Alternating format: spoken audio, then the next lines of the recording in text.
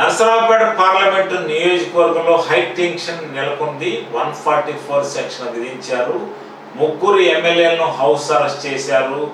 ఇక్కడ ఎప్పుడు ఏం జరుగుతుందో అర్థం కాని పరిస్థితి ఏర్పడింది. ఎన్నికల సందర్భంగా కొంత హింసాత్మకమైన సంఘటనలు రేకెత్తించాయి. ఈ నేపథ్యంలోనే ఎన్నికల కమిషన్ కూడా దీని విషయాన్ని సీరియస్ గా పరిగణలోకి తీసుకుంది.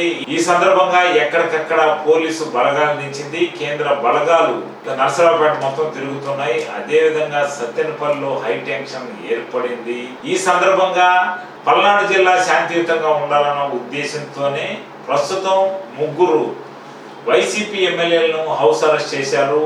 పిల్లేని రామకృష్ణారెడ్డి, కాసు మహేష్ రెడ్డి, గోపిరెడ్డి శ్రీనివాస్ రెడ్డిలు హౌస్ అరెస్ట్ లో ఉన్నారు. వీరిని పోలీసు వలయంలో ఉన్నారు.